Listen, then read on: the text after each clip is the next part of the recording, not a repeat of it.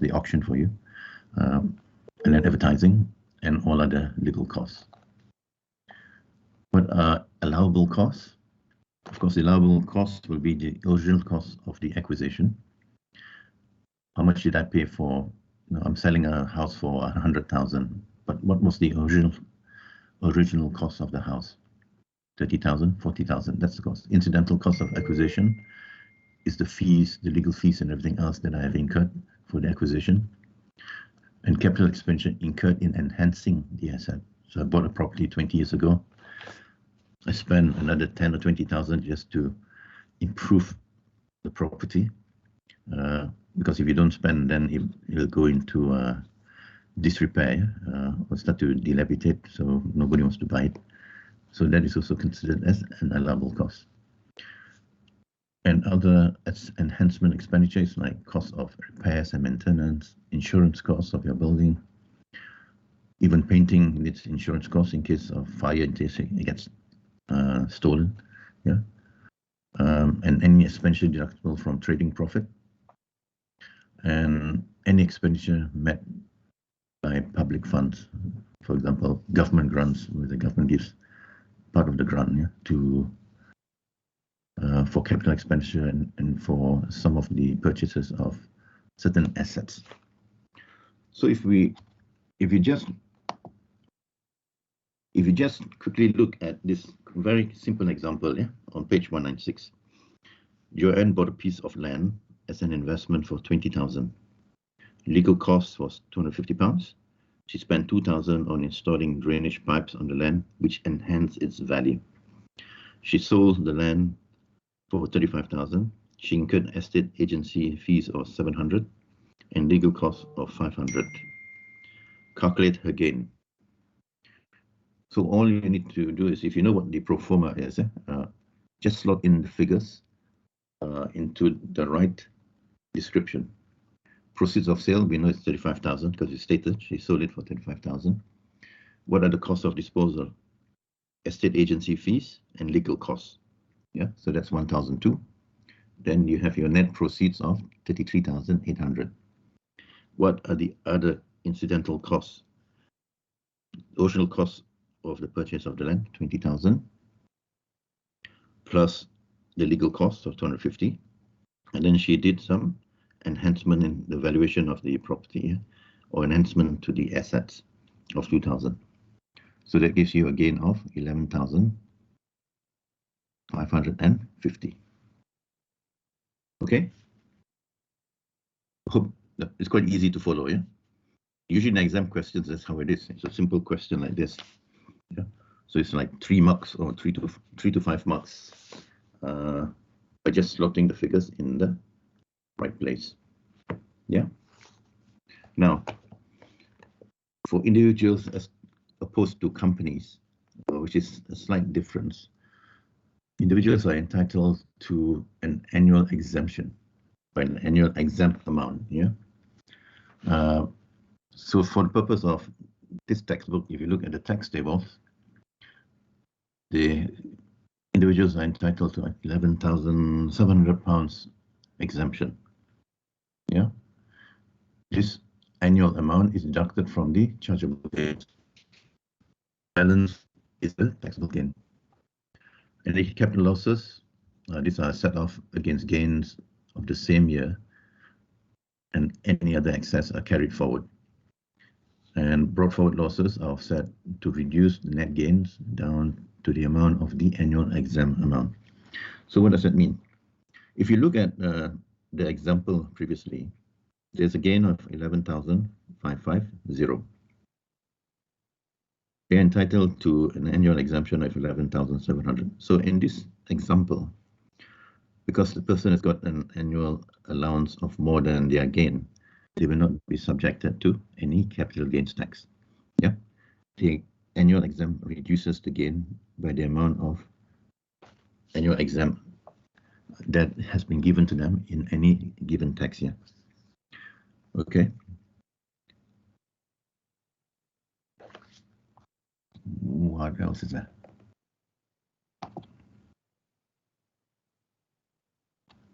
Now, what are the capital gains tax payable by individuals. If you just go through the example in the textbook, there are two different tax rates that you need to be aware of. Yeah, for normal capital gains, the tax rate is either 10% or 20%, depending on the individual's taxable income. If you look at the tax tables, you have basic rate, higher rate, additional rate. But if you look at page 495, and the capital gains, the rates are given to you. Yeah, the lower rate is 10%, the higher rate is 20%. But you have to bear in mind that for residential properties, the capital gains tax rates are different, which is 18 and 28%, also depending on the individual's taxable income. So part of the common problems that students have, or mistakes that students do, is they use the wrong rates because they do not actually, they use the same rate, whether it's a normal gain or for residential property gain. Yeah. But of course, you don't have to worry about this since there's no exams, but just be aware that there are different rates. So if you go to the tax tables, there is a reason why there's a normal rate column and a residential property rate column. Yeah. So if you look at just that tax tables, if you have it in front of you,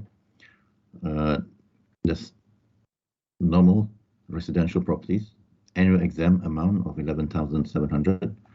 Entrepreneur's relief of 10 million, which is what I'll cover next, and the rate of tax for entrepreneur relief, which is 10%. Okay, so just bear that in mind, that there are two types of capital gains rate: normal 10 and 20%, and residential properties. Okay. So this is a. And then if you want to look at, let's have a, okay, if you just, I mentioned just now about part disposal, where you may own 4 acres of land and you sell part of it. Yeah, just look at the example on page 202, which talks about part disposal. On a part disposal, the cost must be apportioned between the part disposed of and the part retained. And then there's a formulation given here.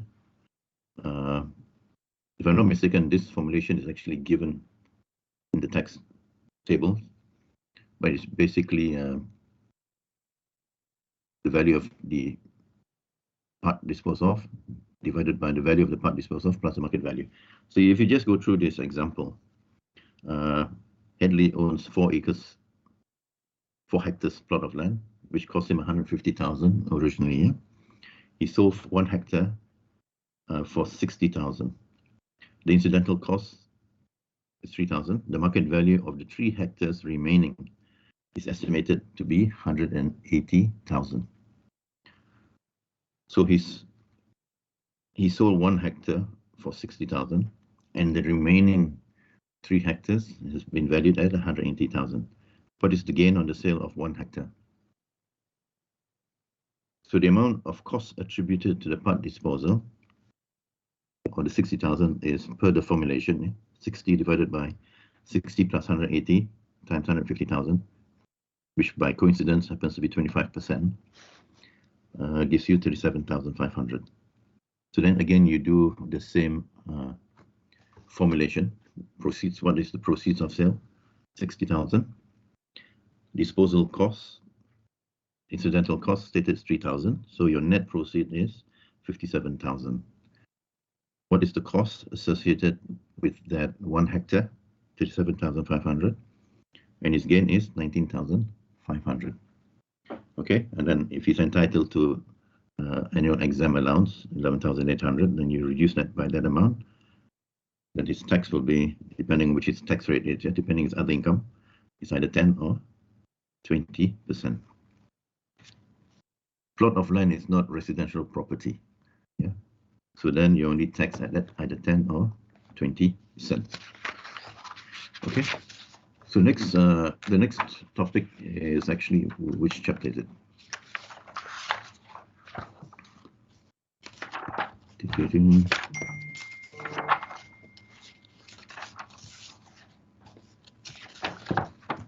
one sec, let me find it. Chapter 15, page 219.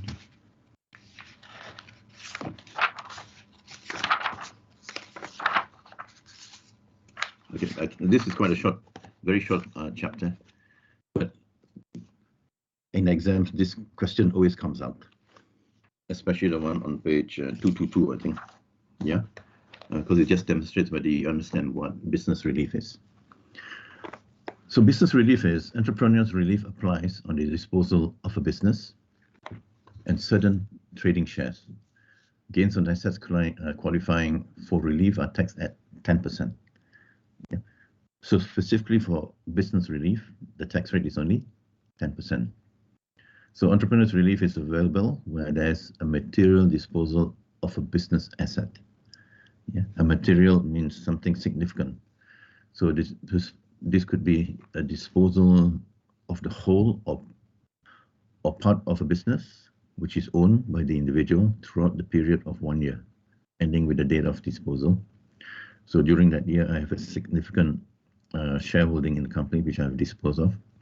The disposal of one or more assets in the use for the purpose of a business, and also the disposal of shares or securities of a company where the company is individuals. Where the company is the individual personal company. So the company is either a trading company or a holding company of a trading company.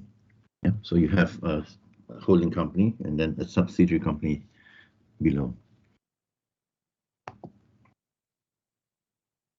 And there is also a lifetime limit of 10 million of gains on which an entrepreneur relief can be claimed. So what I want to do is let's just look at the example on page 222. Yeah. As I said, this question always comes out in the exam without fail.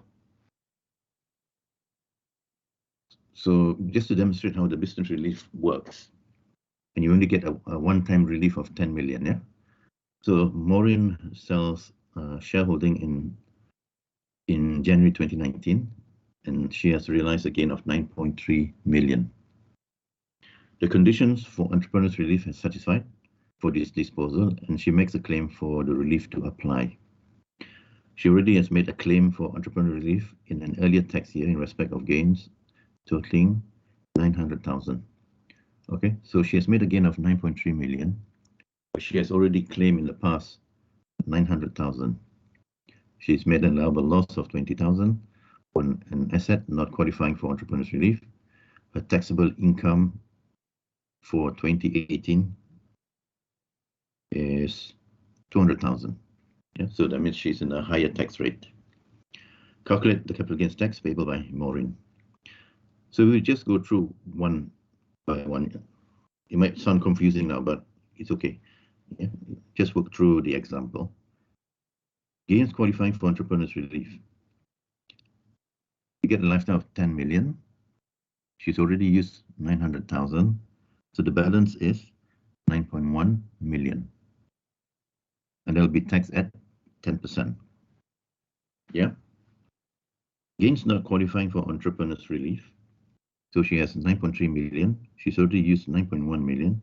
The balance is 200,000. She's got relief of 20,000. So the net gain is 180,000 plus annual exam amount of 11,700. And the total gain is 16,300. And that is taxed at 20%. So total capital gains tax due is 943,000. The 10% tax rate reduces your tax liability by half. So assuming that there was no lifetime relief of this 10%, when you make a gain of this 10 million, she would have been taxed at 20%. There'll be 200,000. There'll be 2 million. Yeah. So the effect of the lower tax rate of 10%, it reduces your capital gains tax by 50%. Yeah. So instead of paying 20%, you're only paying tax at 10% up to a gain of 10 million. I think this is a probably a realization and appreciation from the government that you have been in business for a long time. You've decided that you want to sell your business, but as you say, you can only get it once, yeah? A lifetime of 10 million. So if she starts another business and then she sells it for a gain subsequently of another 10 million, then she'll be subjected to 20% tax of any further gain that she has made. So in this case, if she has already got 900,000, she only made a gain of say 5 million, she can still claim another 5 million in future years, yeah, until she reaches a limit of 10 million. Yep. So that's why it's called a lifetime limit of 10 million. So it's over the period of your life as an entrepreneur. Yeah. And then that's it, I think. You can just read all this. The other thing that is always very popular in exams is the calculation of capital gains based on the partial use of assets. Yeah. So since it's only 7 minutes past 1, so I've a lot of time left. Okay, just go through one example, just for the purposes of not killing time, but you know, passing another 5 minutes, and then I'll stop there. Is look at example on page 225. This also is a very popular exam question. Not popular exam, it always comes out. Yeah. When the old asset has not been used in the trade for a fraction of the period of ownership, the amount of gain that can be rolled over is reduced by the same fraction. So if you just look at this example, you probably will not be able to understand it straight away.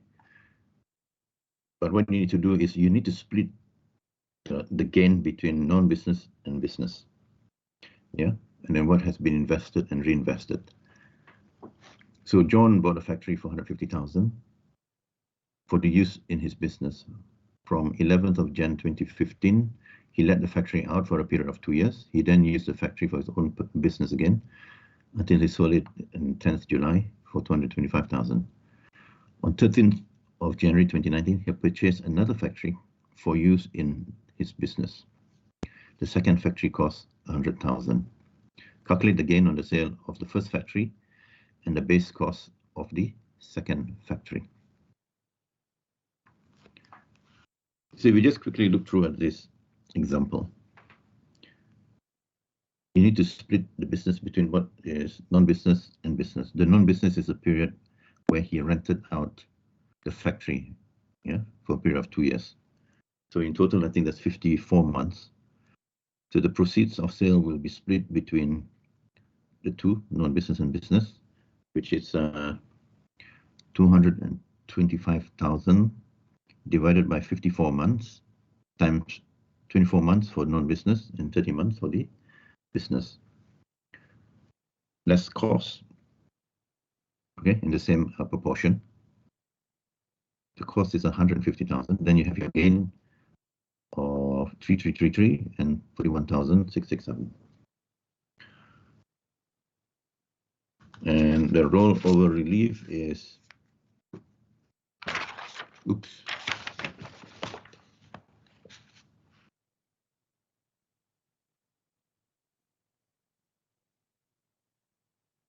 Okay, I think the rollover relief is actually in the previous example. But anyway, if we just go through it. Oh, okay. The rollover relief is the balance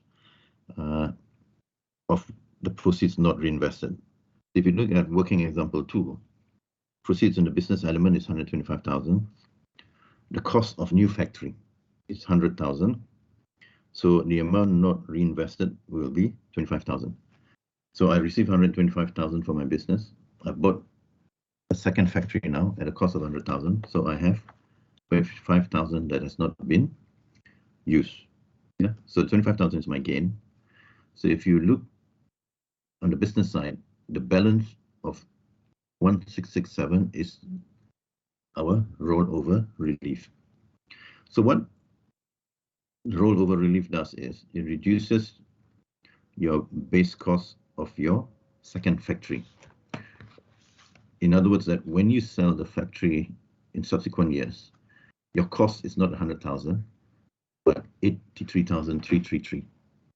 The effect of a rollover relief is you're just deferring your capital gains tax from now to a future period when you dispose of the assets. Yeah. So if there was no rollover relief, then the straightforward capital gains tax would have been 41,667. Yeah. So then you pay the capital gains tax now. But because there's rollover relief, whereby you have not invested everything into the new factory of 16,667, your capital gains tax now is only 25,000. So you pay, depending on which tax rate, 10 or 20%. Then when you sell your second factory in the future, you're no longer using your 100,000 as your base cost. That's the original cost, yeah? So your base cost has been reduced by the amount of rollover relief. So the effect of rollover relief is always to defer your capital gains tax to a future period when the second asset has been disposed of. Okay, so there was just give you an illustrative example where a person or an individual has owned an asset, but during a certain period of time, he has not used the asset for personal use. So on the other hand, for the 2 years that he did not receive or did not use the asset, he may have received rental income. Yeah. So that rental income will be included as part of his non-savings income. So you have your other income, non-savings income, and that will decide which tax bracket he would be under anyway. Yeah. So, but in isolation, in the example that what this example is trying to demonstrate to you is when you sell an asset, not necessarily a factory, but in this case, this example is a factory, and you use part of the proceeds to buy another asset, you can defer your capital gain depending on how much rollover relief that you have. Okay, so it's a short lecture today. So next week will be the last chapter that I will cover. I thought of trying to do this together with personal income, with corporation tax, but the rules are slightly different.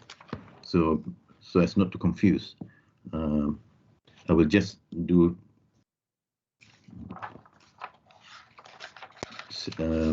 shares and securities next week. I will see.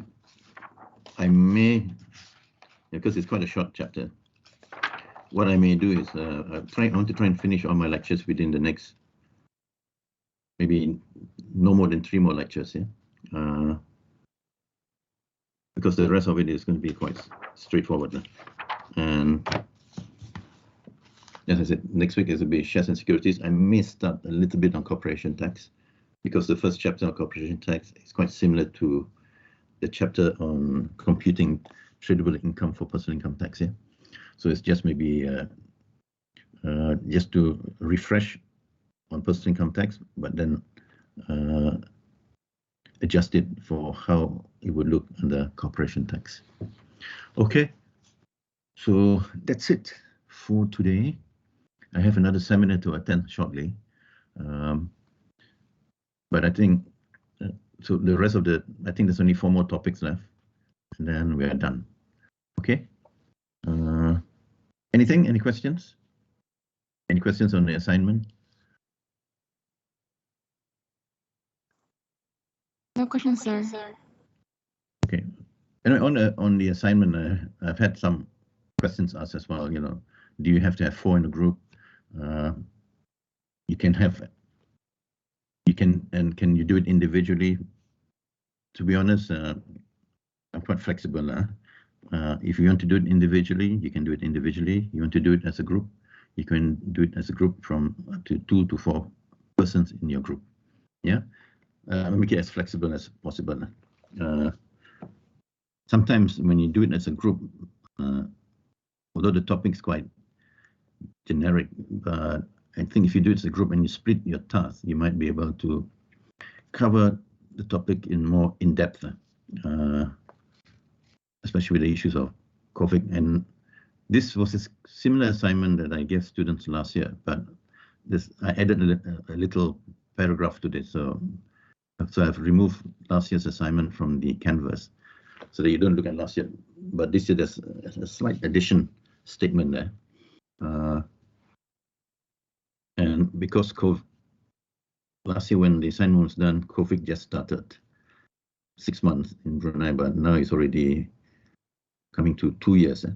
So there will be a lot more material, a lot more facts, a lot of issues that you can look into when you look at this assignment. I was debating whether ACCA might consider, and I just found out also in the UK, they have, because my niece was studying she's doing accounting and finance, and she was saying that for exams that ACCA gave exemption, in your case, like all your subjects, they have insisted that they have to do an exam for their module rather than assignment. UBD is going to go through, and I've just submitted all the information, a preliminary review of the ACCA accreditation. Now, because we have made a decision that is all assignment based, I think for now we may be okay. But on your first assignment, you would have covered a lot of topics anyway. Yeah, and the reason for giving this lecture as well, last year I didn't do any lectures. So for giving this lecture is to make sure that I have covered certainly at least 60% of the topics.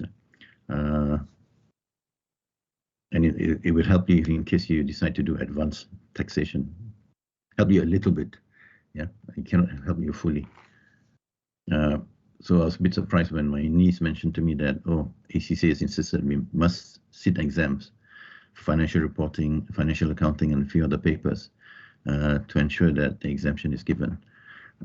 I hope they don't do that with UBD, but hopefully next year we should be okay, inshallah.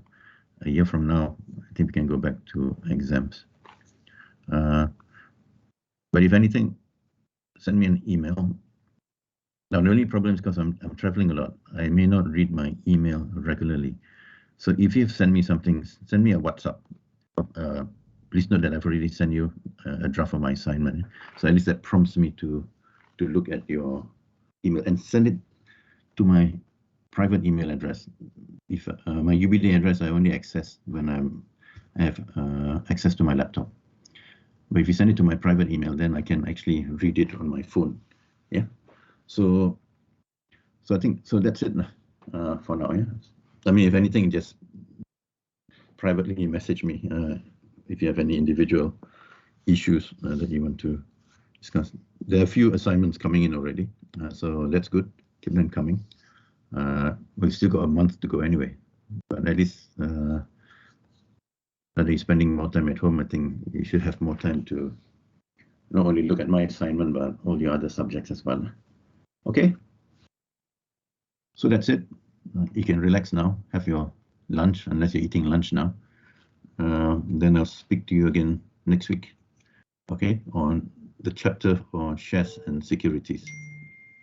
Okay, I'm not very good with PowerPoint in doing examples on PowerPoint, so that's why I always have to refer to the textbook.